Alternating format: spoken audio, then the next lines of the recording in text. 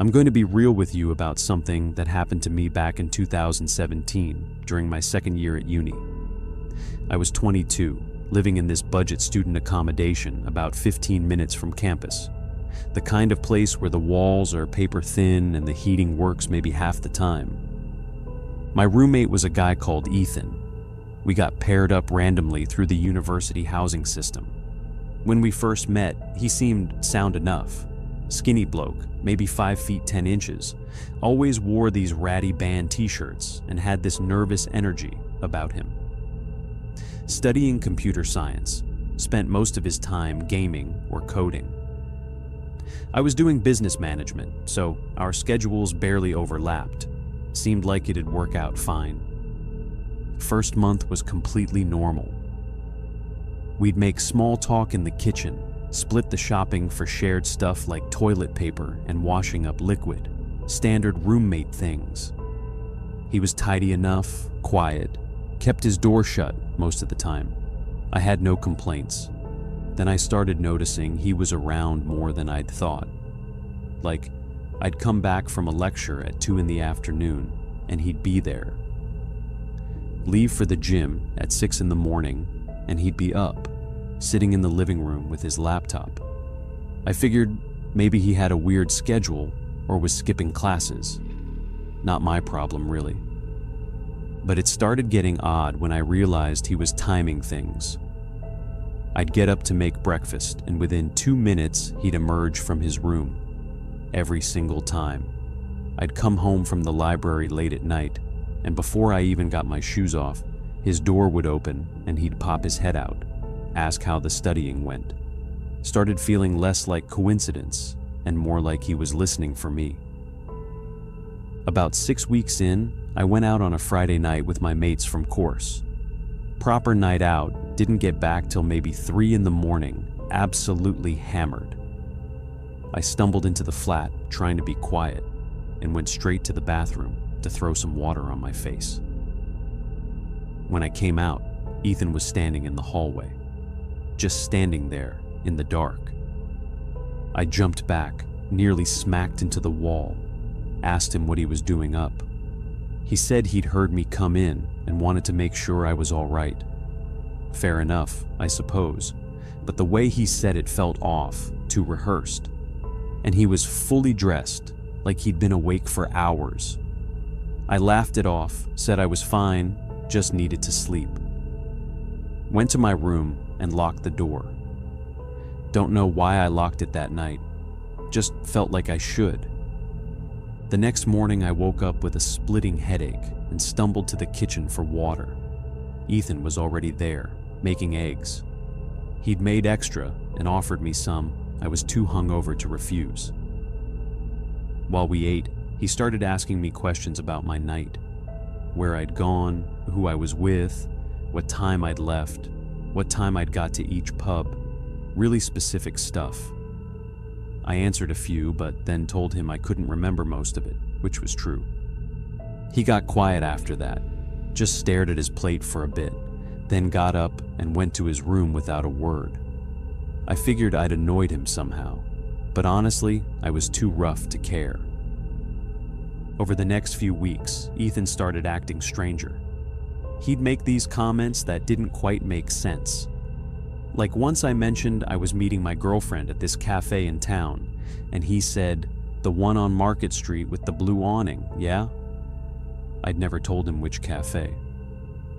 When I pointed that out, he just shrugged and said he must have seen it on my phone when I was looking at the address. Except I hadn't looked at my phone around him that day. Another time, I came back from a weekend at home visiting my parents. I walked into my room and immediately felt like something was different. Nothing major, just this feeling. I started looking around and realized my desk drawers were slightly open. I always shut them fully, because otherwise they'd slide open on their own. Inside, my stuff had been gone through. Papers were in the wrong order. My passport wasn't where I'd left it. I went straight to Ethan's room and knocked. Asked him outright if he'd been in my room. He looked genuinely confused. Said, "No." Asked why I was asking. I told him about my drawers, and he suggested maybe I'd forgotten to close them properly before I left. Then he offered to help me check if anything was missing. Nothing was missing. That was the weird part. If someone's going to break into your room, surely they'd nick something, right? But everything was there, just moved around. I started getting paranoid, started taking photos of my room before I left, just to see if anything changed. And things did change. Small stuff. A book moved from one side of my desk to the other. My laptop charger unplugged when I definitely left it plugged in. My wardrobe door opened when I always kept it closed. I confronted Ethan again. This time, he got defensive, said I was being ridiculous, that maybe I was misremembering things. He suggested I was stressed from coursework and wasn't thinking clearly. The way he said it made me feel like I was going mad. Maybe I was misremembering, maybe I was stressed. But then my girlfriend came over one night. We were in my room watching a film on my laptop when she needed to use the loo. She came back looking uncomfortable, said she'd heard someone outside my door, not walking past, just standing there. I opened the door and the hallway was empty, but Ethan's door was cracked open slightly. It had been closed when we'd walked past earlier. My girlfriend didn't want to stay over after that. Said the flat gave her a weird vibe. I didn't argue. Things came to a head about 3 months into living there. I'd gone to a mate's flat for the evening to watch football. Told Ethan I'd be back late.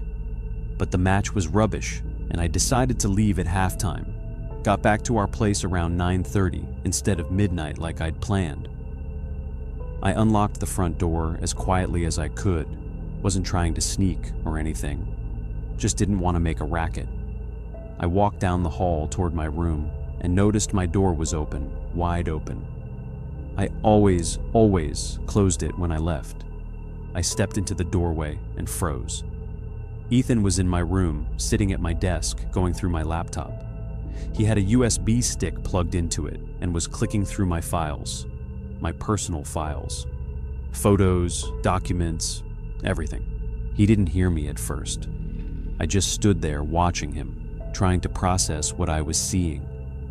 Then I said his name. Not loud, just normal volume. He spun around so fast he nearly fell off the chair. His face went white. For a few seconds, neither of us said anything. Then he started stammering out this excuse about how he thought I'd left my laptop on, and he was turning it off for me, didn't want it to overheat. Absolute nonsense. My laptop has a password. He couldn't have accessed anything unless he knew it. I asked him how he got into my laptop. He stood up, pulled the USB stick out, and said he didn't know what I was talking about. Started saying I was being paranoid again, that he was just trying to help. I lost it. Told him to get the hell out of my room. He did, but slowly, like he was reluctant to leave. As he walked past me, he said something that made my skin crawl. He said, "You're not going to tell anyone about this, are you? Because they won't believe you. You've got no proof." I slammed my door and locked it. Checked my laptop. He'd copied files, loads of them.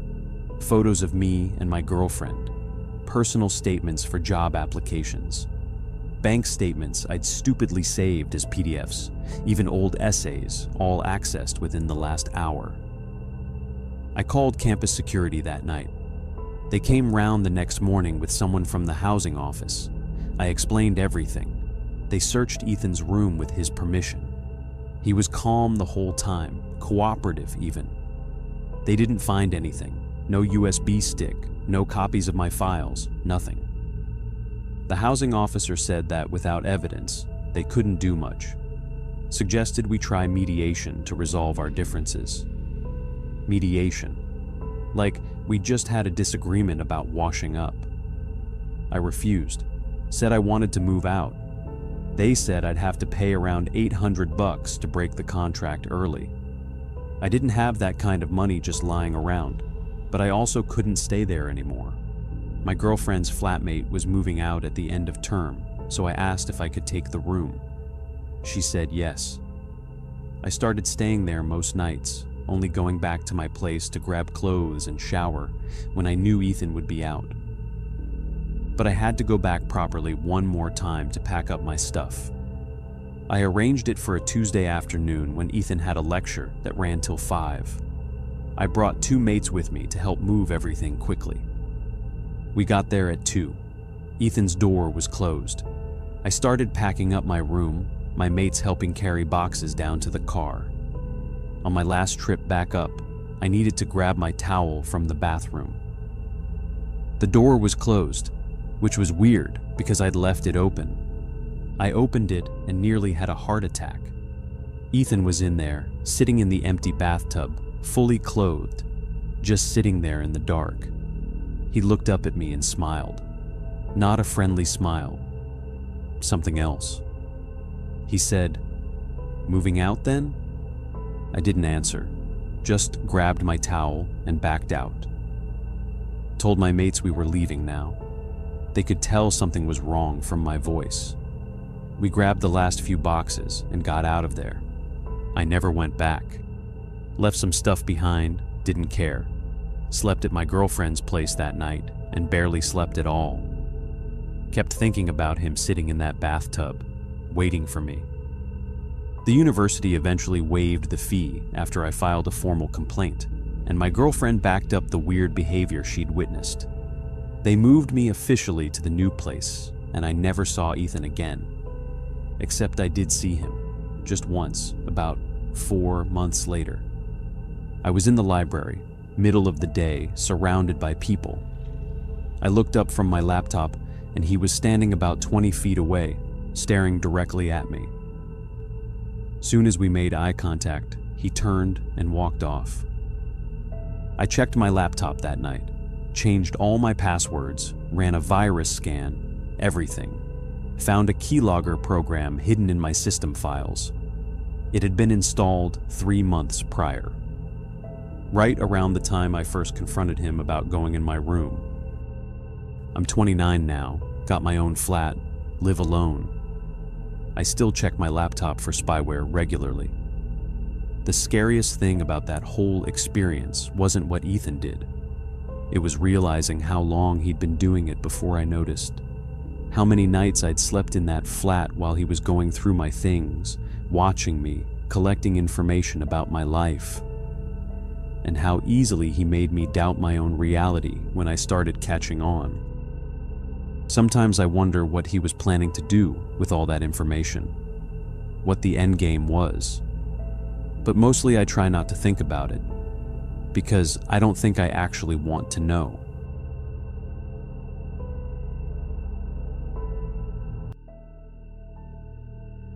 I've always been into tech, not like a genius hacker or anything, but I know my way around a computer better than most people. I built my first PC when I was 16, learned basic coding in my early 20s, and by the time I hit 30, I was doing freelance web development from my flat in Manchester. The money was decent, the hours were mine, and I didn't have to deal with office politics. Perfect setup, really. About 8 months ago, I got curious about the dark web. I know, everyone says don't go poking around in places you shouldn't, but I wasn't looking for anything dodgy. I just wanted to see what all the fuss was about. You hear all these stories about hitmen and drug markets and stolen credit cards, and part of me thought it was mostly exaggerated nonsense. I mean, how bad could it really be? So, one night around 11, I downloaded the Tor browser. For those who don't know, Tor is basically how you access the dark web. It routes your connection through a bunch of different servers all over the world, making it nearly impossible to trace where you actually are. Takes forever to load anything because of all that bouncing around, but that's the price you pay for anonymity, I suppose. The first few times I went on there, it was honestly pretty boring.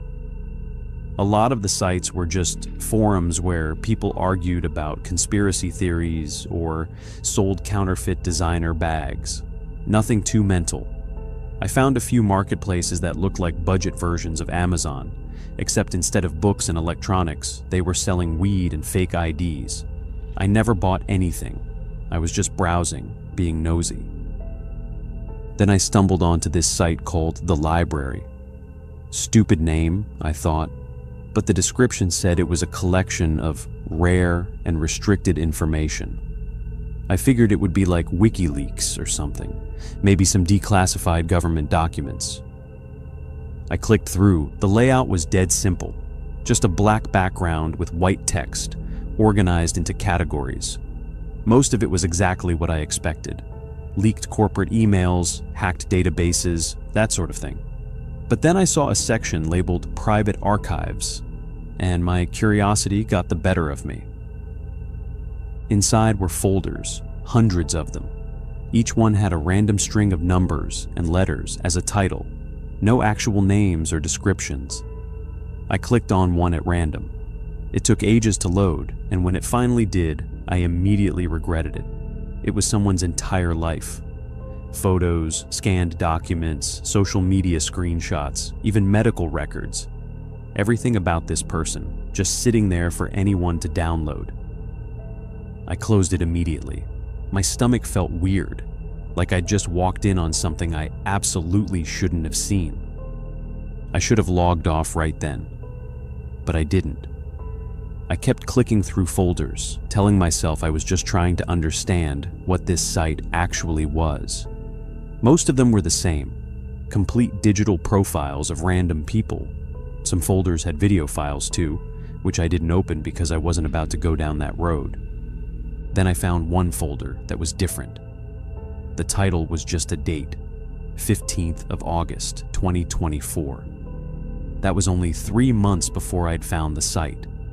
I opened it, and inside were subfolders organized by city: London, Birmingham, Manchester. My chest tightened. I clicked on Manchester. There were maybe 20 folders inside. Each one had a street name. I recognized a few of them. They were all in my area, within a couple miles of where I lived. I clicked on one, and my hands started shaking. It was surveillance photos, dozens of them. People walking to their cars, unlocking front doors, sitting in cafes, all taken from a distance, like someone had been following them. I exited out of that folder and opened another. Same thing, different people, same creepy surveillance style. My brain was trying to rationalize it. Maybe it was some private investigator's files that got leaked. Maybe it was research for a documentary. But deep down, I knew it was something worse. I was about to close the browser and pretend I'd never seen any of it when I noticed one last folder. The file name was just a string of numbers, but the date modified was from 2 days ago. I clicked it. 3 photos loaded. My breath caught in my throat. It was me. The first photo showed me walking out of Tesco with a bag of groceries. I recognized the jacket I was wearing. I'd worn it earlier that week. The second photo was me sitting in my car, looking at my phone. The third was taken from across the street, showing me standing in my living room window. I slammed my laptop shut. My heart was hammering in my chest. I sat there for a good 5 minutes, just staring at the wall, trying to process what I'd just seen. Someone had been following me. Someone had taken photos of me and uploaded them to this site. But why? I wasn't anyone important. I didn't have enemies. I kept to myself. I opened the laptop again, hands still trembling, and tried to go back to the folder. The site wouldn't load. I refreshed it a dozen times. Nothing. I restarted Tor, cleared the cache, tried different entry nodes. The entire site was gone. It was like it had never existed. I didn't sleep that night. Every little noise in the building made me jump. I kept checking the window, half expecting to see someone standing on the pavement below, staring up at me. Around 4 in the morning, I finally crashed from exhaustion. The next day, I tried to convince myself I'd overreacted. Maybe the photos weren't even me. Maybe it was someone who looked like me. I went about my routine, grabbed a coffee from the shop down the road, came back and worked on a client's website. But I couldn't focus. I kept thinking about those photos. That evening, I found an envelope on my doormat. No stamp, no address, just my first name written on the front in block letters. I opened it. Inside was a printed screenshot of the folder I'd seen. My folder. And underneath it, a single sentence. You weren't supposed to find this. I genuinely felt sick. Someone knew I'd been on that site. Someone knew I'd seen the photos, and they knew where I lived. I called the police. I explained everything, showed them the envelope, told them about the dark website. The officer who came round was polite enough, but I could tell he thought I was winding him up. He took notes, said they'd look into it, but I could see in his face he wasn't taking it seriously. Probably just someone messing around, he said. Let us know if anything else happens. Nothing else happened for 3 days. I started to relax a bit, convinced myself maybe it really was just some twisted prank. Then on the 4th night, I got a message on my phone, unknown number. It was a photo of me sitting at my desk, taken from outside my window. The message below it said, "Still watching." I lost it. I grabbed my keys, my wallet, and I left. I didn't pack a bag, didn't tell anyone where I was going. I just drove. I ended up at my mate's place in Liverpool, told him I needed to crash for a bit. He asked if everything was all right, and I just said I was having some work stress. I didn't want to explain the whole thing because it sounded mental, even to me. I stayed there for a week. I kept checking my phone, expecting more messages, but nothing came through. I started to think maybe leaving had scared them off. Maybe they'd moved on to someone else. I went back home on a Tuesday afternoon. Everything looked normal. I checked every room, every window, made sure all the locks were secure. I even bought a deadbolt and installed it on my front door. I felt a bit safer. That night, I was sitting on my sofa watching some rubbish on Netflix when my laptop, which I'd left closed on the coffee table, suddenly lit up. I hadn't touched it. I leaned forward and opened it. The screen was black except for a single line of text in the center. "We know you told the police." I shut the laptop again, my pulse racing. Someone had remote access to my computer. They'd been inside it the whole time. I grabbed the laptop, opened the back panel, and ripped out the hard drive. Then I smashed it with a hammer. I wasn't taking any chances. The next morning, I went to a tech repair shop and had them completely wipe my system and reinstall everything from scratch. I changed every password I had. I covered my webcam with tape. I even got rid of my phone and bought a new one with a new number. For 2 weeks, nothing happened. I started to feel like maybe I'd finally shaken them off. Then I got a knock on my door. I looked through the peephole and saw a delivery driver holding a package. I opened the door and he handed it to me. I hadn't ordered anything. I brought it inside and opened it carefully. Inside was a USB stick and a note. The note said, "You can't hide." I didn't plug the USB into anything. I took it straight to the police station and handed it over. This time, they seemed to take me more seriously. They said they'd have their tech team analyze it and get back to me. 2 days later, a detective called me in.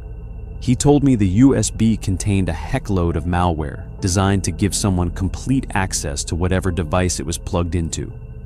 He also said they'd traced the package. It had been sent from a post office in Manchester, paid for in cash, no way to trace who sent it.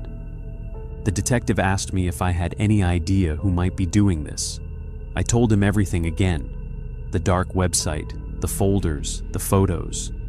He listened, took more notes, and said they'd investigate. But I could tell from his tone that without more concrete evidence, there wasn't much they could do. It's been 3 months now I moved out of that flat. I'm staying with my parents in Leeds until I figure out what to do next. I don't freelance anymore.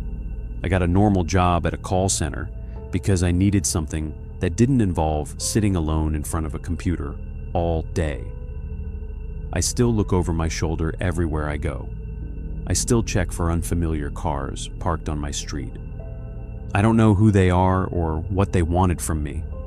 Maybe I saw something I shouldn't have. Maybe I was just unlucky. But I know one thing for certain. The dark web isn't some abstract thing you hear about on the news. It's real, and the people on it are real, and some of them don't appreciate when you go poking around in their business.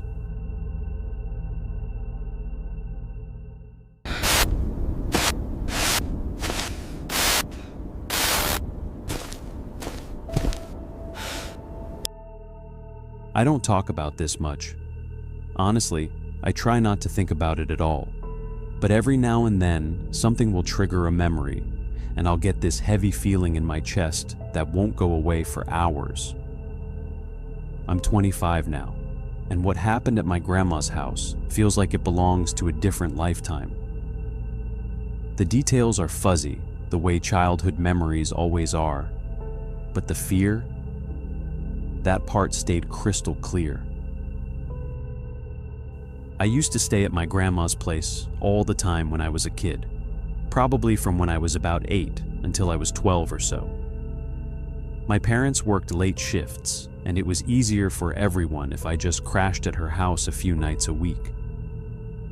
Her place was this small bungalow at the end of a quiet street, the kind of neighborhood where everyone knew each other and nothing ever really happened.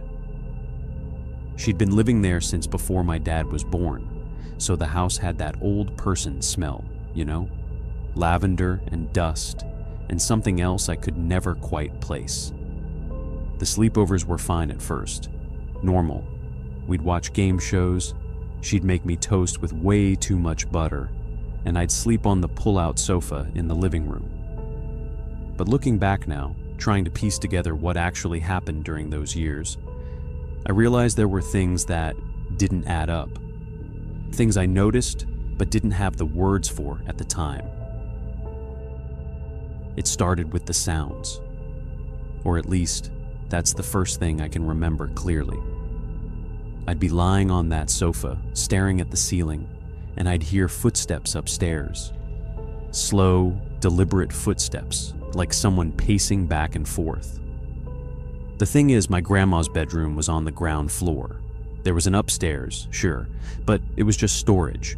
Old furniture, boxes of my dad's childhood stuff, that sort of thing. She never went up there, especially not at night. Her knees were bad.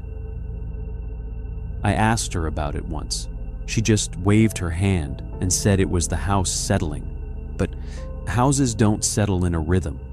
They don't walk from one end of a room to the other, and then back again. Then there was her behavior. Little things that seemed off, but not enough to say anything about. She'd stand at the kitchen window for ages, just staring out into the back garden. Not doing anything, not washing dishes or watering plants. Just standing there, completely still. Sometimes for 20 minutes or more. When I'd ask what she was looking at, she'd snap out of it and smile, but it always took her a second too long to answer. She'd say something about watching the birds or checking the weather, but her eyes looked wrong, distant. The neighbors were weird too. There was this older man who lived 2 houses down, Mr. Peterson or Patterson, something like that. I'd see him in his front garden sometimes when I was arriving at Grandma's, and he'd always stop what he was doing to watch me walk up to her door. Not in a friendly way, just watching, with his hands on his hips, until I went inside. One time, I waved at him, and he didn't wave back. He just kept staring. My grandma never talked about him. Actually, now that I think about it, she never really talked about any of her neighbors. For someone who'd lived on that street for decades, she didn't seem to have any friends nearby. No one ever visited. No one called. It was just us. The worst nights were when I'd wake up in the middle of the night and see movement. Shadows that didn't match up with anything. I'd be lying there, half asleep, and I'd catch something shifting in the corner of my vision. When I'd turn my head to look properly, there'd be nothing there. But I know what I saw. Or at least, I think I do. It's hard to trust your own memory when you were just a kid, especially when everyone tells you that you were dreaming. But I wasn't always dreaming. I know that for a fact, because of what happened when I was 11. It was a Tuesday night, I remember, because I had a math test the next day, and I was trying to study at her kitchen table. Grandma had gone to bed early, said she had a headache. I stayed up for another hour or so, then pulled out the sofa bed and tried to sleep. I was just starting to drift off when I heard the back door open. Not the front door. The back door, which led out to the garden. I froze. The house was dead quiet except for the sound of the door slowly creaking open, and then footsteps. Not upstairs this time. Downstairs, in the kitchen. Heavy footsteps, heavier than my grandma's, moving slowly across the linoleum floor. I wanted to call out, to ask if it was her, but something stopped me. Some instinct told me to stay quiet and stay still. So I did. I lay there with my eyes squeezed shut, listening to whoever it was move around the kitchen. I heard them open the fridge, heard the sound of liquid being poured. Then footsteps again, moving toward the living room, toward me. I held my breath. The footsteps stopped right at the edge of the living room, maybe 10 feet from where I was lying. I could feel someone looking at me. I don't know how to explain it, but you know when you can feel eyes on you? It was like that, but worse, heavier. Then, after what felt like forever, the footsteps retreated, back through the kitchen, out the back door. The door closed, but I didn't hear it lock. I stayed frozen for another hour at least. When I finally worked up the courage to move, I crept into the kitchen and checked the back door. It was unlocked. I locked it and went back to the sofa, but I didn't sleep for the rest of the night. The next morning, I tried to tell my grandma what happened.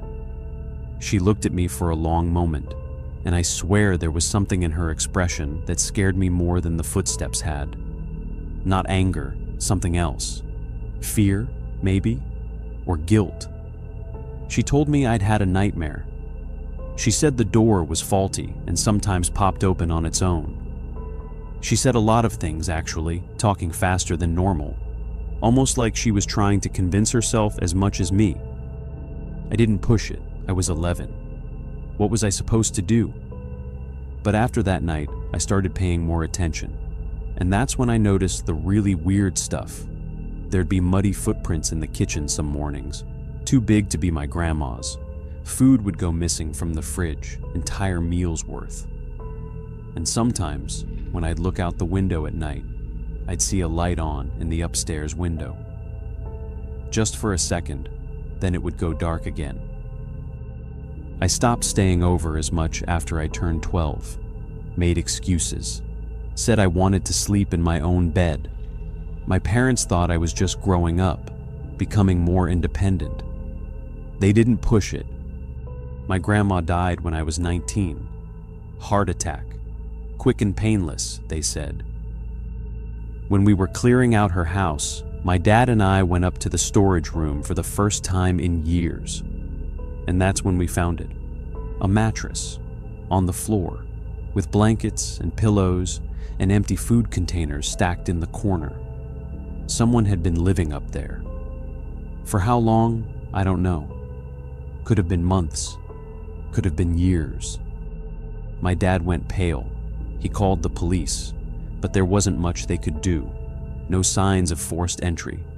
No indication of who it had been or where they'd gone. The working theory was that it was someone my grandma knew, maybe someone she was helping out, a homeless person, a relative who'd fallen on hard times. The police said she probably didn't tell anyone because she didn't want to get whoever it was in trouble. But that doesn't sit right with me. I remember the look on her face that morning when I told her about the footsteps. That wasn't the face of someone helping a friend. That was the face of someone who was scared. I've spent years trying to rationalize it, trying to make it make sense. Maybe it was exactly what the police said. Maybe my grandma was just being kind to someone in need. Maybe the weird behaviors, the staring out windows, the distant look in her eyes. Maybe that was just old age. Maybe the shadows I saw were nothing. Maybe the neighbor was harmless. Maybe I was just a scared kid with an overactive imagination. But late at night, when I can't sleep, I think about those footsteps. I think about how they stopped right at the edge of the living room. How whoever it was just stood there, watching me pretend to be asleep. And I think about all those nights I stayed there. All those nights I was alone in that living room while my grandma slept on the other side of the house. All those nights someone could have been upstairs, listening, waiting. I don't know what was worse. The idea that my grandma knew someone was living in her house and didn't tell me, or the idea that she didn't know and I was the only one who heard them. Either way, I can't shake the feeling that I was never really safe there. And the worst part? I'll never know for sure. Those memories are too blurry, too unreliable. But the fear isn't blurry. That part is as sharp as it ever was. I don't visit her grave much. I know I should, but every time I think about it, I remember that house. And I remember lying on that sofa, eyes squeezed shut, listening to footsteps that shouldn't have been there. Some things you just don't forget.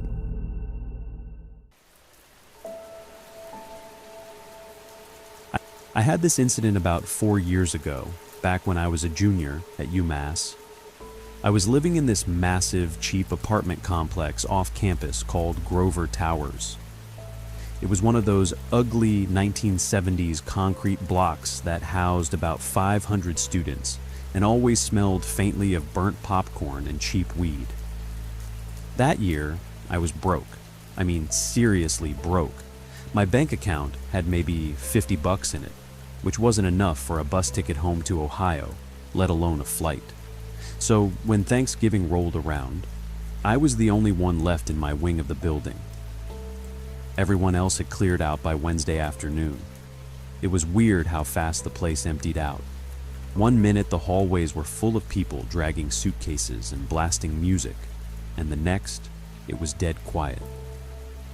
By Thanksgiving Day, Thursday, the silence was heavy. It was eerie. If you've never been in a massive building that's designed for hundreds of people, but is completely empty, it messes with your head. Every little sound, the heating pipes clanking, the elevator humming somewhere distant, sounded 10 times louder than usual. I woke up around 11 a.m. It was gray and miserable outside, spitting rain mixed with sleet. My grand Thanksgiving plan was to order a pizza, maybe manage to find an open Chinese place, and binge watch a show I'd been saving. It wasn't glamorous, but I was okay with it. Around 1 p.m., I decided to head down to the basement to do laundry. I figured I might as well be productive, and I knew for a fact all the machines would be free. The basement of Grover Towers was sketchy on a good day. It was a maze of storage cages made of chain-link fencing, dimly lit by flickering fluorescent tubes that buzzed constantly. The laundry room was tucked way in the back. I took the stairs down from the 4th floor because the elevator was painfully slow. I had my laundry basket propped on my hip, listening to a podcast in one earbud. When I pushed open the heavy metal fire door to the basement level, the vibe was instantly off. It was freezing down there, way colder than usual, like someone had left a door to the outside open. I walked past the storage cages, my footsteps echoing on the concrete floor. I got to the laundry room, and sure enough, it was empty. Just rows of industrial washers and dryers sitting silent. I loaded my clothes into 2 washers, dumped in the soap, and started them up. The rush of water was the only sound down there. I checked my phone, 1:15 p.m. I set a timer for 30 minutes and headed back toward the stairs. As I was walking past the row of storage cages again, I stopped. One of the cages near the exit wasn't locked. The padlock was hanging open on the latch. Now, people in Grover were usually paranoid about their stuff. Bikes got stolen all the time. Seeing an open cage was rare. I'm not going to lie, I was nosy. I stepped closer to look inside. It was mostly junk, cardboard boxes, an old mini fridge. But in the middle of the floor was a sleeping bag laid out flat. And next to it, a small camping stove and a pile of canned food wrappers. It didn't look like stored camping gear. It looked like someone had slept there last night. A cold spike of adrenaline hit my stomach. I told myself it was probably just some student who got locked out or was too drunk to make it upstairs. It happened. I got out of the basement fast, double timing it up the 4 flights of stairs to my apartment, 4B. I locked the deadbolt behind me and tried to shake off the creeped out feeling. It's Thanksgiving, I told myself. Nobody is down there lurking in the dark. I killed the next half hour playing video games, but I couldn't focus. I kept turning the volume down to listen to the hallway. Nothing, just the radiator hissing. When my phone timer went off at 1:45 p.m., I really didn't want to go back down there, but my clothes were soaking wet in the machines. I grabbed my keys and headed back down. The stairwell was dead silent. I opened the basement door. The buzzing light seemed louder this time. I walked to the laundry room, moved my stuff to the dryers, and started them. I was just turning to leave when I noticed something on the folding table in the corner. It was a wallet, a brown leather bifold wallet just sitting there. It definitely wasn't there 30 minutes ago. My heart started hammering. Someone else was down here, right now. I should have just left. I should have bolted up the stairs. But stupid curiosity took over. I walked over to the table and picked up the wallet. It felt damp. I flipped it open. No cash. A couple of credit cards and a driver's license. The license was for a guy named Gary. He was 45 years old, from a town about 2 hours away. His photo looked rough. Stringy hair, sunken eyes, a nasty scar over his lip. This was definitely not a student. I shoved the wallet back onto the table like it was hot. I needed to get out of there. I turned around, and that's when I saw the mud. On the gray concrete floor, leading away from the laundry room and toward the darker back corner of the basement where the boiler room was, there was a trail of fresh, muddy boot prints. They were big. I didn't stick around to investigate. I ran. I took the stairs 2 at a time, my lungs burning. I got back to 4B, slammed the door, locked the deadbolt, and put the chain on. I stood there in my entryway, breathing hard. It was 2:10 p.m. I tried to rationalize it. Maybe a maintenance guy was working on the boiler on the holiday? Yeah, right. That guy looked like he hadn't showered in a month in his ID photo. I decided I was staying in my apartment for the rest of the night. My wet clothes could rot in the dryer for all I cared. I wasn't going back down there. I ordered a pizza from Domino's, the only place open, and tried to watch a movie. The sun started going down around 4:30 p.m., casting long, weird shadows across my living room. The apartment felt way too big. The pizza guy showed up around 5 p.m. I almost didn't open the door, even though I was expecting him. When I did, I snatched the box, tipped him $5, and relocked the door instantly. I sat on my couch, eating pepperoni pizza in the dark, just the light of the TV flickering. Around 7:30 p.m., I needed to use the bathroom. My bathroom was near the front door of the apartment. As I was walking past the door, I heard something in the hallway. It was a soft sound. I froze. The hallway should have been completely empty. My neighbors on both sides, Jen and Mark, were gone for the week. I'd helped Jen carry her bags to her car yesterday. I crept up to the door and put my eye to the peephole. The hallway light was dim. One of the bulbs was flickering nervously. At first, I didn't see anything, just the long stretch of ugly brown carpet and the doors to the other apartments. Then, I saw movement near the elevator at the end of the hall. Someone was standing there, just standing, facing the elevator doors. It was a man.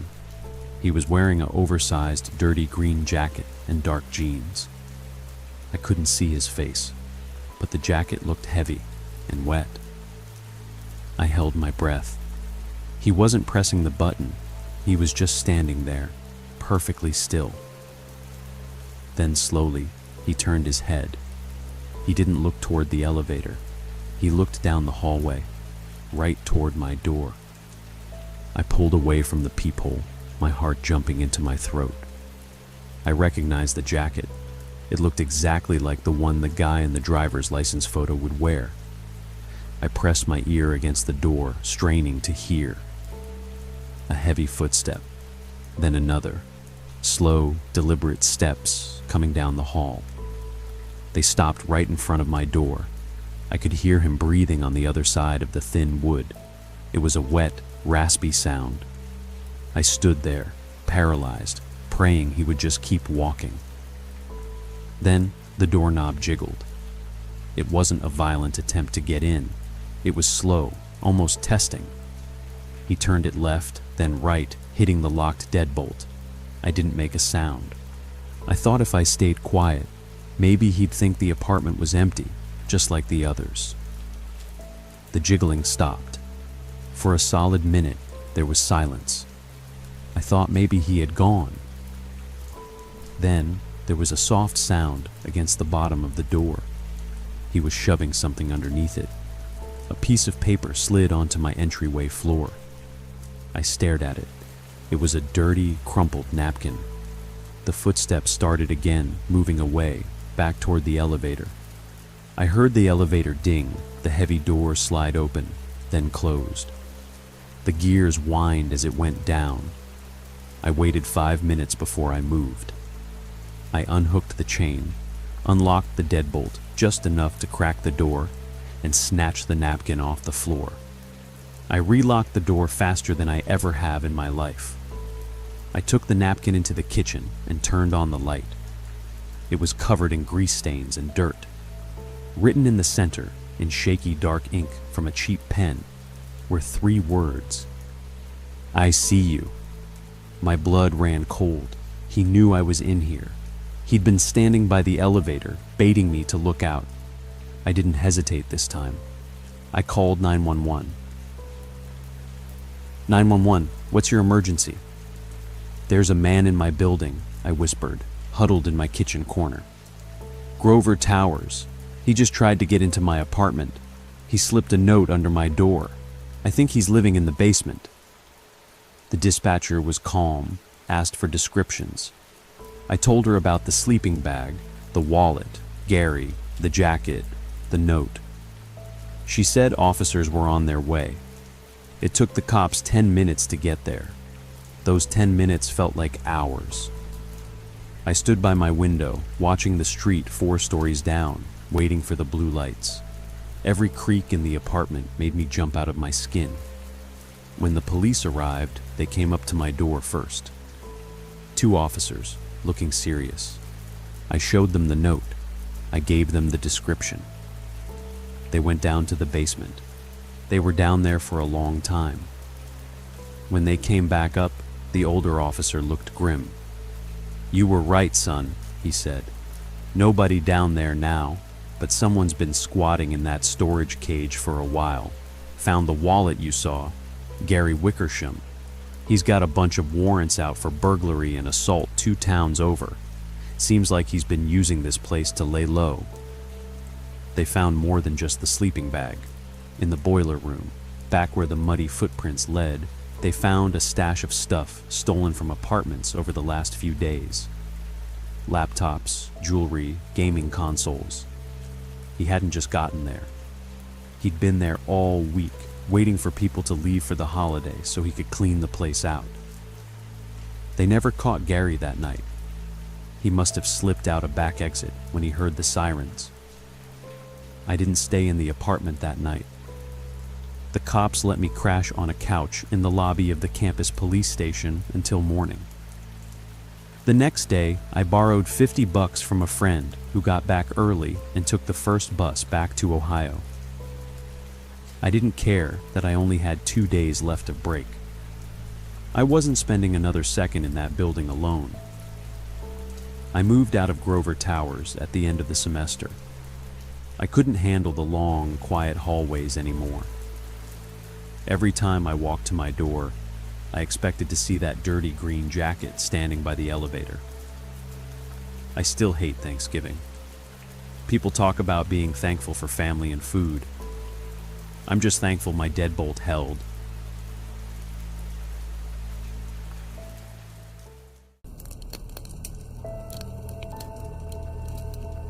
I'm going to sit down and tell you something that happened to me about 4 years ago. Every Thanksgiving since then, I get this knot in my stomach that won't go away. Back then, I was living in this rental house outside Albuquerque with my girlfriend Emma. We'd been together about 2 years. The place was decent, one of those cookie-cutter developments where every house looks basically the same. Beige stucco, small yard, you know the type. Emma's family lived in Oregon, and mine was scattered all over, so we decided we'd just do our own quiet Thanksgiving at home. No traveling, no airport stress, just the 2 of us. We went to the grocery store on Tuesday, got a small turkey, all the fixings, grabbed a couple bottles of wine, the whole domestic thing. Wednesday night, we're both in the kitchen prepping stuff for the next day. I'm peeling potatoes. Emma's making this cranberry sauce her mom used to make. We're drinking wine, listening to music, having a good time. Around 9 o'clock, the doorbell rings. I wipe my hands off and go answer it. There's this woman standing on our porch. She's probably in her 50s, wearing this purple fleece jacket, and she's got this really apologetic smile on her face. She introduces herself as Linda from 3 houses down, the one with the blue trim. She's completely out of aluminum foil, needs some for tomorrow when her son's family comes over. The whole thing seemed totally normal. I mean, we'd been in the neighborhood for almost a year, but we didn't really know our neighbors. We were both busy with work, kept to ourselves mostly. I told her no problem and went back to check. Emma pointed me to the roll under the sink. I brought it to the door, handed it over. Linda thanked me, said she'd replace it on Friday, wished us a wonderful Thanksgiving. I closed the door and went back to the kitchen. Didn't think anything of it. We finished our prep, watched some TV, went to bed. Thanksgiving morning, Emma was up early, getting the turkey ready. I slept in until about 9, came downstairs in my sweatpants. The house already smelled amazing. We had the parade on TV, just being lazy and happy. Around 10:30, the doorbell rang again. I looked through the peephole. Same woman from last night, Linda, standing there with a roll of aluminum foil in her hand. I opened the door and she asked if she could come in for just a second. Said she had a little thank you gift for us. Something about it felt slightly off, but I couldn't put my finger on what. She seemed nice enough. I stepped back and let her in. She came into the entryway and I closed the door behind her. I noticed she wasn't holding anything except the foil. No bag, no plate of cookies, nothing. Before I could say anything, she turned around fast. That friendly smile was just gone. Her whole face had changed. Her eyes were completely flat. She asked where my girlfriend was, and the way she said it made my blood run cold. I took a step back and told her she needed to leave. Right now. Linda didn't move. She just stood there, blocking the doorway to the living room. I called out for Emma, loud. My voice had an edge to it that made Emma come running from the kitchen. She stopped dead when she saw Linda standing there, asked me who this was. I told her it was the neighbor from last night, but I didn't take my eyes off Linda. I said, I think she needs to go. Linda tilted her head, looking at Emma like she was examining something in a store. She made this comment about how we had a really nice setup, how cozy and private it was, how nobody was around to hear much of anything. Emma's voice went tight. She told Linda to get out. Linda reached into her jacket pocket. She pulled out a small black revolver. She told us both to sit down on the couch and do exactly what she said. I felt like I'd been punched in the chest. This wasn't real. This couldn't be happening. We sat on the couch. My brain was screaming at me to do something, but the gun was right there, and my body wouldn't move. Linda stayed standing. She told us to give her our cell phones, slide them over. Mine was in my pocket. Emma's was on the coffee table. We both pushed them across the floor toward her. She explained we were going to wait for her partner to show up. Then they'd get started. I asked her what she meant by that, and my voice sounded like it belonged to someone else. Linda smiled then, that same friendly smile from the night before. She told us we had a nice house, lots of nice things. Said they'd been watching the neighborhood for a couple weeks. Thanksgiving was perfect because nobody was around. Everyone was with family. We were the only ones home on the whole street last night. Emma grabbed my hand. I could feel her shaking. I tried to bargain, told her to take whatever she wanted, the TV, laptop, cash upstairs. Take it all. We wouldn't call the cops. Linda said they were going to take it, but they needed to make sure we stayed calm while they worked. That's what the gun was for. I don't know how much time passed. Maybe 10 minutes, maybe 30. The turkey was in the oven, and I could smell it cooking. The parade was still playing on the TV, people cheering and laughing. Everything about it felt insane. Then the doorbell rang. Linda looked toward the door and said that would be her partner. She told us not to move, not to make a sound. She walked to the door, keeping the gun pointed at us, and opened it. But the person standing there wasn't her partner. It was a cop, a police officer in full uniform, young guy, probably late 20s, standing on our porch holding a cardboard box. He said he had a package that was delivered to the wrong address, asked if this was 247 Meadowbrook. Linda froze, just for a second. Then that smile came back. She reached for the box and thanked him, but the cop's eyes had moved past her. He was looking into the house, looking at me and Emma sitting rigid on the couch. I don't know if he saw the terror on our faces, or if he spotted the gun that Linda was trying to hide behind the door. But something changed in his expression. He asked if everything was all right in there, and his hand moved to his belt. Linda slammed the door and spun around, raising the gun toward us. The door crashed open. The cop had kicked it in, and he had his gun out. He yelled at her to drop the weapon. Everything happened fast after that. Linda dropped the gun and put her hands up. The cop called for backup. Within minutes, there were 3 more police cars in our driveway. Turns out Linda wasn't even her real name. It was Denise Crawford. and she had a whole string of warrants out for armed robbery. She and her boyfriend had been hitting houses in developments like ours for months, always during holidays when people were distracted or away. They'd watch neighborhoods, figure out who was home alone, who had nice stuff. The boyfriend got picked up an hour later at a gas station 2 miles away. Officer Ramirez told us later that the package thing was pure luck.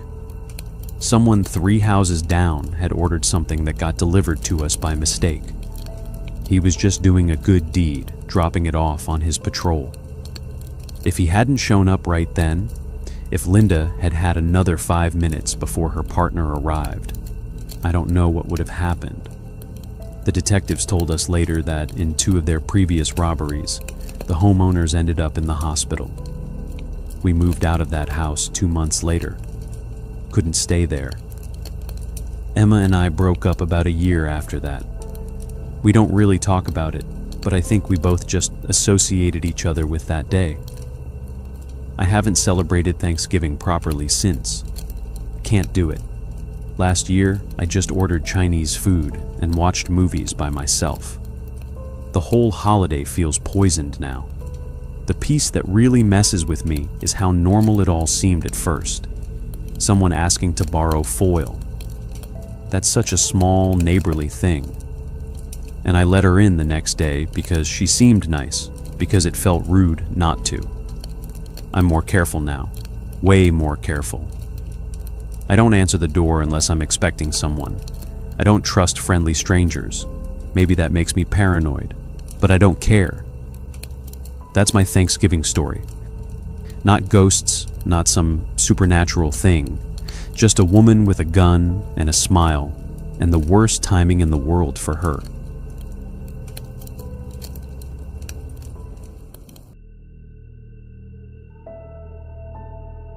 This happened 2 years ago, and I'm not going to lie, it completely wrecked the holidays for me. You know how people say Thanksgiving is about family and gratitude? For me, it's just a reminder of how thin the line is between a normal, boring afternoon and a total nightmare. I was 29 at the time, living in Chicago. My parents still lived in the house I grew up in, about 3 hours away in a quiet, spread-out suburb in Michigan. It's one of those neighborhoods where the houses are set back from the road, lots of trees, long driveways. Real quiet, dead quiet at night. I usually drove up on Thanksgiving morning, but that year I decided to head out on Wednesday afternoon. My boss let us go early, and I figured I'd beat the traffic, surprise my folks, and maybe help my mom with the prep work. She's getting older, and wrestling a 20-pound turkey isn't exactly easy for her anymore. The drive was uneventful, just gray skies and the endless stretch of I-94. I remember feeling pretty good. I had a podcast playing, a coffee in the cup holder, just chilling. I called my mom around 4 p.m. when I was about an hour out. "Hey Ma," I said, "I'm making good time. Be there by 5. She sounded stressed. "Oh honey, that's great, but we're running behind. Your dad and I had to run to the store for more heavy cream and the pumpkin mix I forgot. Then we decided to grab a bite at that diner you like. We probably won't be home until 6:30. "No worries," I told her. "I'll just let myself in. Keys under the fake rock, right?" "Always," she said. "Make yourself at home. There's beer in the basement fridge. Just don't eat the deviled eggs. Those are for tomorrow." We hung up. I felt a little relieved, honestly. An hour alone in the childhood home meant I could decompress, change out of my work clothes, and maybe catch the end of whatever football game was on without my dad yelling at the refs every 5 seconds. I pulled into the driveway at 5:15 p.m. on the dot. It was already getting dark. The house looked exactly the same as it always did. A big 2-story colonial with white siding and black shutters. The porch light wasn't on, which made sense since they were out. I parked my Jeep, grabbed my duffel bag, and walked up to the front door. I kicked the little plastic gray rock by the planter grabbed the spare key, and unlocked the door. The second I stepped inside, I was hit with that smell. You know the one. Every house has a smell, but your parents' house hits you right in the gut. It was a mix of vanilla candles, old wood, and faint laundry detergent. It felt safe. I locked the deadbolt behind me, habit from living in the city, and dropped my bag in the foyer. "Hello?" I called out, just out of instinct. Silence. Just the hum of the refrigerator from the kitchen and the ticking of the grandfather clock in the hall. I walked into the kitchen. It was spotless. My mom is a neat freak before holidays. The counters were clear. The table was set with the good china plates turned upside down so they wouldn't collect dust. It was picture perfect. I went to the fridge, grabbed a bottle of water, and then headed into the living room. I turned on the TV, found the game, and flopped onto the couch. It was the Cowboys game, I think. I wasn't really paying attention. I was just scrolling on my phone, texting my girlfriend back in the city, telling her I made it safe.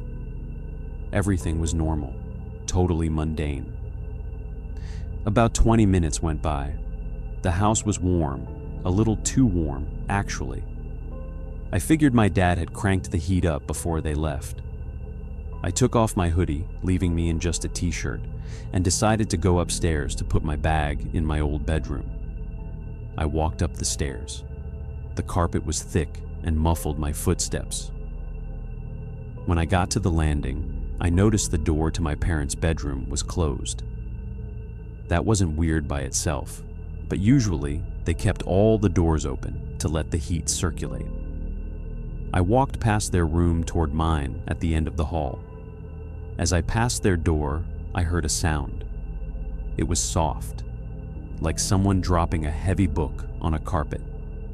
I stopped. I stood there in the hallway, holding my breath. The house was old. It settled all the time. Pipes groaned, floorboards creaked. I told myself it was nothing. Then I heard the same sound again, a shuffling sound, like fabric rubbing against fabric. "Dad?" I called out. My heart did a little skip. Maybe they beat me home. Maybe they came in through the garage while I was watching TV. From inside the room, a voice answered. "Yeah, just a second." It was muffled by the heavy wood door. It sounded deep, a bit groggy. "I thought you guys were at the diner," I said, feeling a wave of relief wash over me. I didn't hear the garage door open. "Came in the back," the voice said. "Changing clothes. Be down in a minute." "Okay," I said. "I'm gonna unpack." I went to my room, threw my bag on the bed, and started unpacking my toiletries. But something was nagging at me, a weird, cold feeling in the pit of my stomach. I stopped what I was doing and stared at the wall. My dad had hip surgery 3 months ago. He walked with a heavy limp. I hadn't heard any footsteps coming up the stairs while I was in the living room. And the back door? The back door leads to the patio, which has a sliding glass door with a security bar that my dad is obsessed with using. You can't open it from the outside without making a heckload of noise. And the voice. It sounded like a man, yeah. But my dad has this very specific way of speaking. He has a slight whistle in his nose when he talks loud, and he calls me Sport or Mikey. Never just nothing. "Paranoid," I whispered to myself. "You're being paranoid."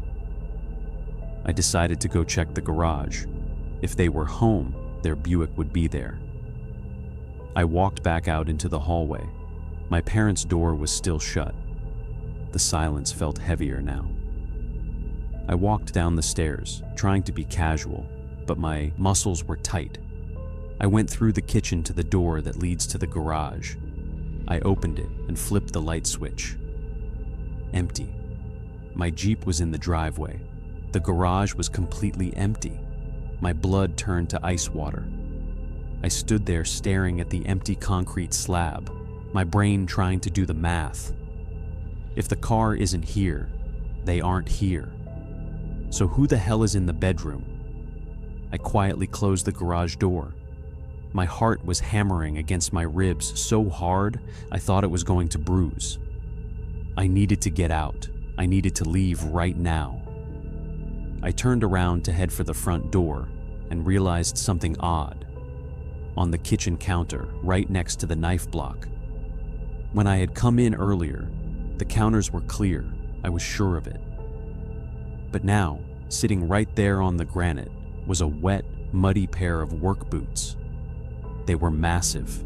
They were caked in fresh mud, and there were little clumps of dirt trailing from the back door, the sliding glass door, across the pristine linoleum. I hadn't noticed them because I'd been looking at the fridge, but the trail went right through the kitchen, into the front hall, and up the stairs. I looked at the knife block. The big carving knife, the one my dad sharpened every year for the turkey, was missing. The slot was empty. The realization hit me like a physical punch. The person upstairs wasn't changing clothes. They were waiting, and I had just had a conversation with them. I had let them know exactly where I was. I didn't scream. I didn't run. Instinct took over, the instinct to be silent. I took a step toward the front door, moving as softly as I could. The living room TV was still on, the crowd cheering at some touchdown. That was my cover. I reached the foyer. The front door was 10 feet away. A loud sound came from directly above me, the floorboards on the landing. I froze. I looked up at the ceiling. The footsteps were moving fast now, heavy, not shuffling anymore. He was coming to the stairs. I bolted. I didn't care about noise anymore. I lunged for the deadbolt I had locked earlier. My fingers fumbled with the latch. It felt slippery. My hands were sweating so bad. "Mikey?" The voice came from the top of the stairs. It wasn't muffled anymore, and it definitely wasn't my dad. It was high-pitched, mocking, a frantic, jagged tone that didn't sound right coming from a grown man. I threw the bolt back and ripped the door open. I sprinted out onto the porch, down the steps, and across the lawn. I didn't even go for my car. I just ran to the middle of the street, into the light of the street lamp. I spun around, gasping for air, looking back at the house. The front door was wide open. The hallway was empty. But in the window of my parents' bedroom, the room where the door had been closed, the curtains were twitching. I fumbled for my phone and dialed 911. My hands were shaking so bad, I almost dropped it. 911, what's your emergency? There's someone in my house, I choked out. I'm outside. He has a knife. As I was talking to the dispatcher, I saw headlights sweep across the street. A beige Buick turned the corner and started slowing down for the driveway. My parents. I have never felt a fear like that. It wasn't for me anymore. "No!" I screamed, waving my arms frantically. I ran toward their car. "Dad, Mom, don't stop. Keep driving." My dad slammed on the brakes right in the middle of the road. He rolled down the window, looking confused and terrified. "Mike, what the hell is going on? Get out of here," I yelled, grabbing the door handle. "There's a man inside. Go, drive." My dad didn't argue. He saw the look on my face. He hit the gas and peeled out, driving 100 yards down the street before pulling over. The police were there in 4 minutes. It felt like 4 hours. They surrounded the house, guns drawn, dogs barking, the whole 9 yards. They went in through the front door. I stood by the squad car with my parents, my mom crying into my shoulder, my dad gripping my arm so hard it hurt. We waited. After about 10 minutes, an officer came out. He holstered his weapon and walked over to us. He looked grim. "Did you find him?" I asked. "The house is clear," the officer said. "Back slider was open. He must have bolted into the woods when he heard the sirens. They didn't catch him, not that night. But that's not the part that keeps me up at night. The police did a sweep of the house for evidence. They found the muddy boots on the counter. They found the missing carving knife under my bed. He had been in my room before I got there. And then they went into the attic. The access panel is in the ceiling of the walk-in closet in my parents' room. The officer told us it looked like someone had been living up there for a while. Maybe a week. There was a sleeping bag, a bucket for, well, and food wrappers. But the detective called me in to see something they found on the attic floor, right near the vent that looks down into the living room. It was a notebook, a cheap, spiral-bound school notebook. "You need to see this," the detective said. "It looks like he was keeping a log." I opened it. The handwriting was jagged, erratic, done in heavy charcoal pencil. Day 1, the old man sleeps on the left side, heavy snorer, leaves the window cracked. Day 3, the woman buys the wrong milk. She spills things. It went on like that. Mundane observations. But then I got to the last page. The ink was fresh. The son is home early. He sat on the couch. He looks just like his pictures. And below that, there was a drawing. It was a sketch of the living room, done from a high angle, looking down from the ceiling vent. In the sketch, I was on the couch, looking at my phone. But drawn right behind the couch, crouched low on the floor, was a dark figure. I looked at the detective, confused. "I don't understand. I checked the room. I didn't see anyone." The detective pointed to a line in the police report regarding the living room. "We found disturbed dust bunnies and mud prints behind the sofa, Mike. He wasn't upstairs when you first came in. He wasn't in the attic." My stomach dropped out of my body. "When you came in," the detective said, "he was in the living room, hiding behind the couch while you watched TV. He watched you for 20 minutes. He only went upstairs when you went to the kitchen to get a water." That sound I heard? The thump upstairs? That was him running away from me to hide in the bedroom because I had blocked his exit to the garage. I had sat there eating chips, texting my girlfriend, completely relaxed, and the whole time a man with a knife was less than 2 feet away from the back of my head, just breathing and waiting for me to close my eyes. We sold the house a month later. My parents couldn't step foot in it again. Neither could I. They eventually caught the guy a few weeks later, trying to break into another house 2 towns over. Just a drifter, they said. Mental health issues. But every Thanksgiving, when the family gets quiet and everyone is watching the game, I can't sit on a couch if it's not pushed against a wall. And I can't help but look up at the vents, wondering if someone is up there, sketching my picture, waiting for dinner to be served.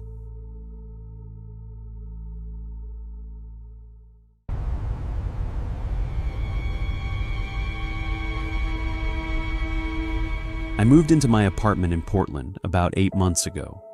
It's this older building in the Selwood neighborhood, nothing fancy, but the rent was decent and it had this great view of the city from the living room window. The place is on the 3rd floor, which I liked because it felt safer being up high, no ground level windows for anyone to mess with. Anyway, this happened back in March. I'd been working from home that week because my office was doing some renovations. Around 9 p.m., I wrapped up some emails and decided to order food. I wasn't in the mood to cook, so I pulled up one of those delivery apps and ordered from this Thai place I'd been wanting to try. The app said it'd be about 45 minutes, which was fine. Gave me time to finish up some work stuff. While I was waiting, I kept hearing this weird scraping sound coming from somewhere in the building. At first I thought it was my upstairs neighbor moving furniture or something. The walls in these old buildings are pretty thin, so you hear everything. But then I realized it was coming from below me, not above. It would stop for a few minutes, then start again. Just this consistent scraping, like metal on concrete. I tried to ignore it and focus on my laptop, but it kept nagging at me.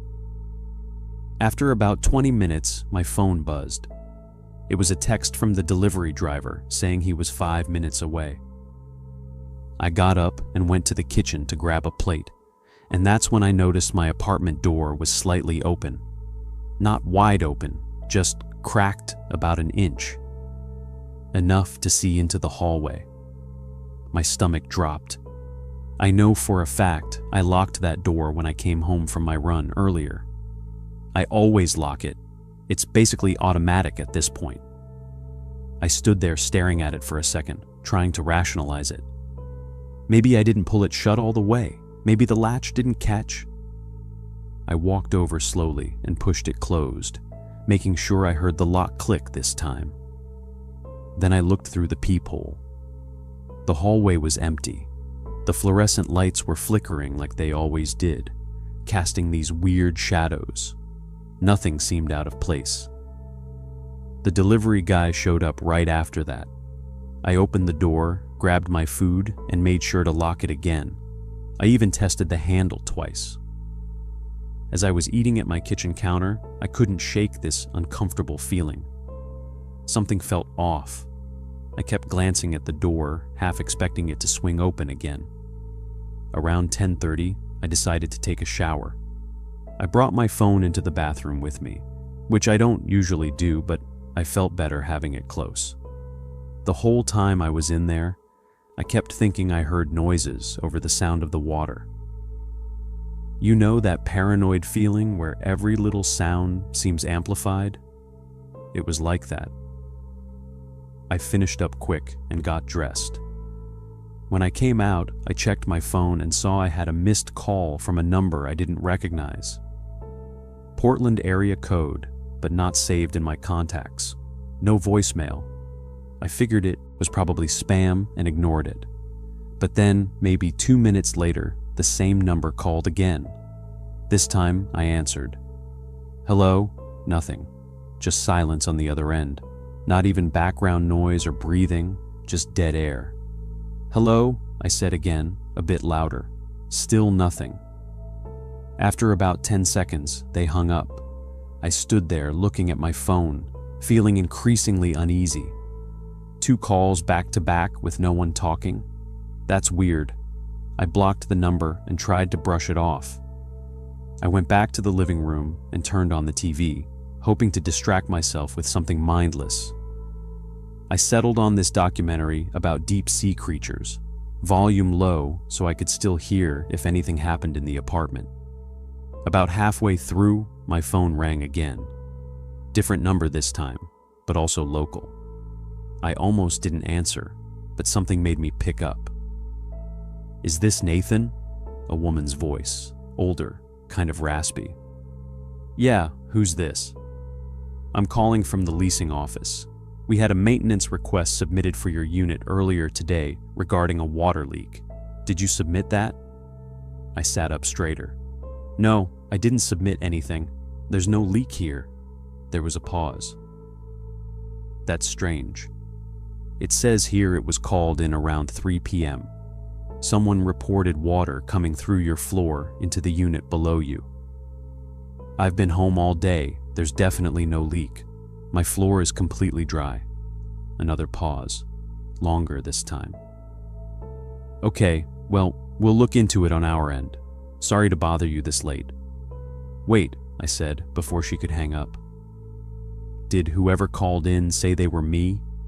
Like, did they claim to be the tenant? I'm not sure. Let me check the notes. I heard some typing. It just says the call came from this unit number. Assumed it was you. My hands felt cold. Someone else called pretending to be from my apartment?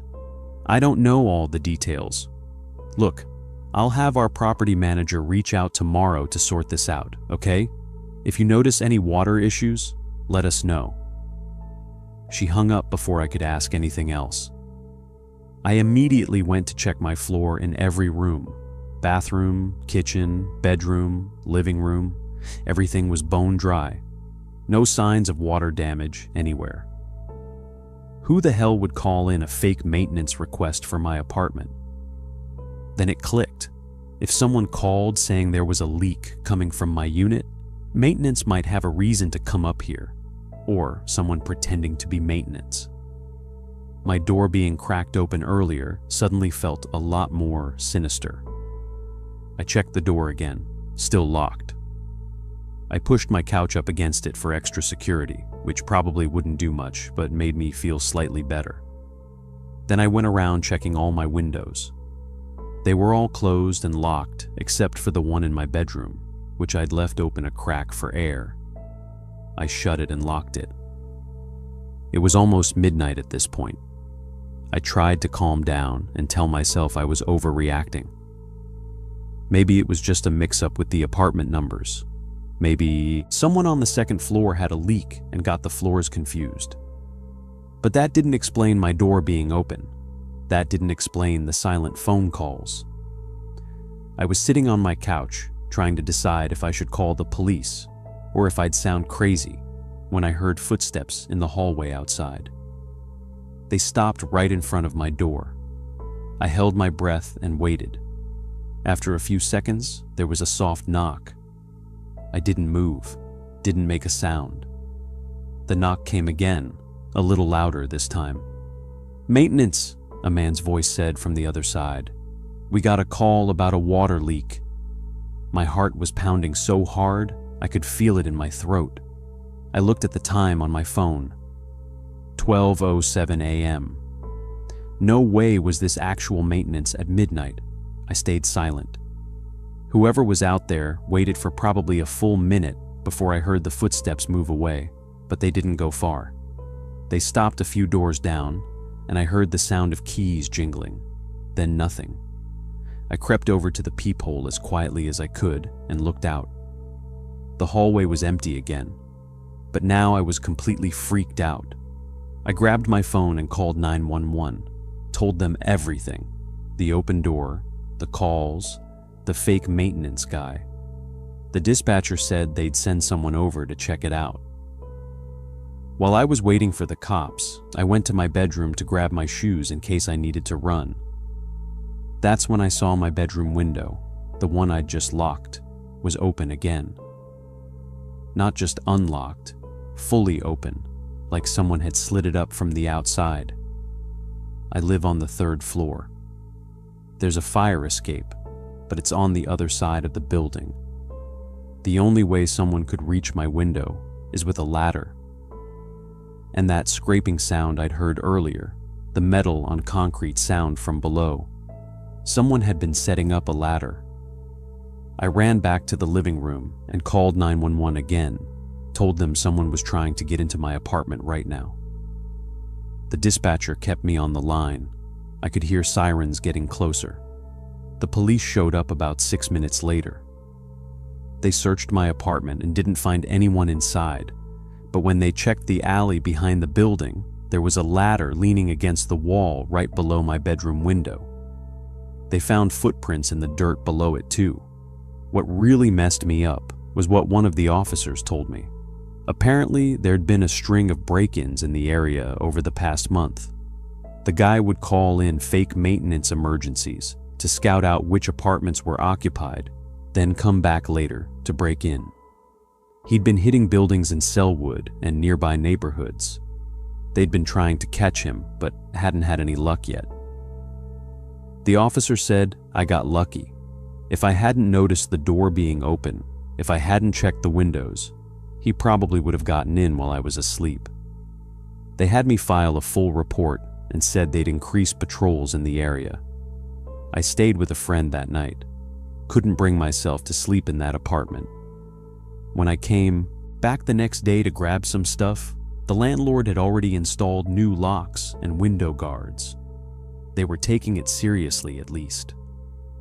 The thing that keeps me up at night isn't even the break-in attempt itself.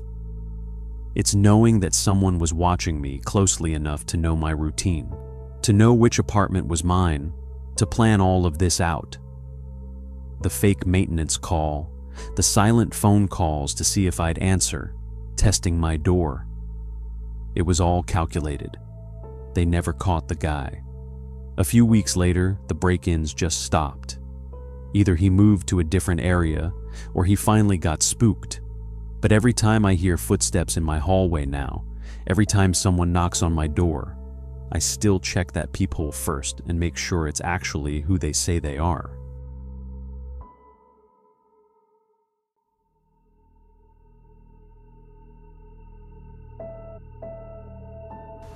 I'm gonna be honest with you, I've been putting off writing about this for a while now. It happened back in November, maybe 4 or 5 years ago, and I still get this weird feeling in my stomach whenever I think about it. I was 26 at the time, working this dead-end job at a distribution center just outside Manchester. The pay was decent enough to cover rent and bills, but that was about it. I was living in this flat on the 3rd floor of a converted Victorian house. Nothing special, just your standard 1-bedroom setup with paper-thin walls and a landlord who refused to fix anything unless you threatened to involve the council. The building had 6 flats total, 3 on each side. I knew most of my neighbors by sight, but we weren't exactly mates, just the occasional nod in the hallway or awkward small talk while checking the post. There was this older woman directly below me who always complained about noise, even though I barely made any. Across from her was a young couple who argued constantly. On my floor, there was me, an empty flat that had been vacant for months, and this guy named Martin who worked night shifts at a hospital. I rarely saw him because our schedules were completely opposite. It was a Friday night, around 10:30 or so. I'd just gotten home from work and was absolutely knackered. My shift had been brutal. We'd been short-staffed all week, which meant everyone had to pick up the slack. I grabbed a quick shower, threw on some joggers and a t-shirt, and ordered a kebab from this place down the street that I used way too often. While I was waiting for the food, I decided to crack open a beer and just zone out in front of the TV. I wasn't even really watching anything, just flipping through channels without paying attention. The kebab arrived maybe 20 minutes later. I ate it while watching some documentary about World War II submarines that I definitely wasn't retaining any information from. By midnight, I was ready to call it a night. I turned off the TV, brushed my teeth, and was about to get into bed when I heard something. It was this faint clicking sound coming from somewhere outside my flat. At first, I thought it might be the radiator or the pipes doing their usual thing.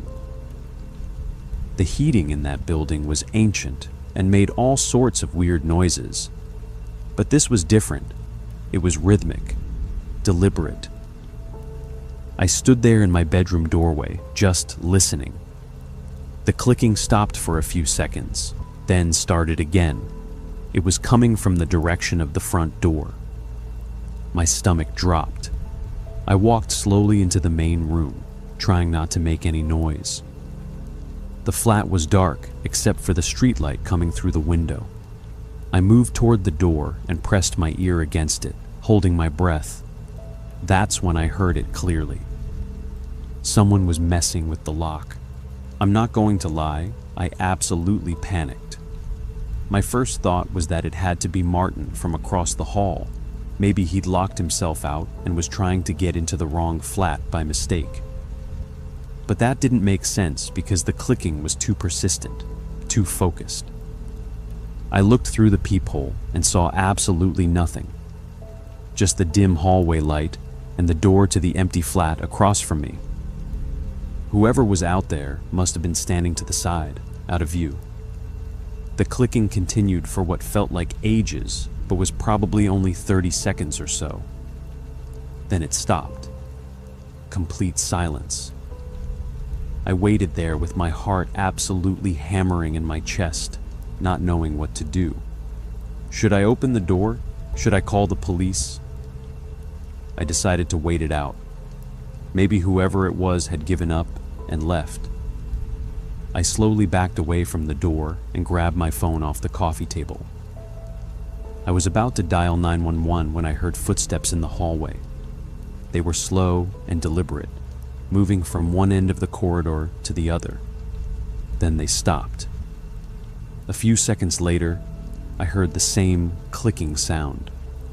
But this time, it was coming from Martin's flat. Someone was trying to break into his place too. This wasn't a mistake. Someone was going door to door, trying to get into the flats. I immediately called the police and explained what was happening. The operator told me to stay inside, keep the door locked, and don't make any noise.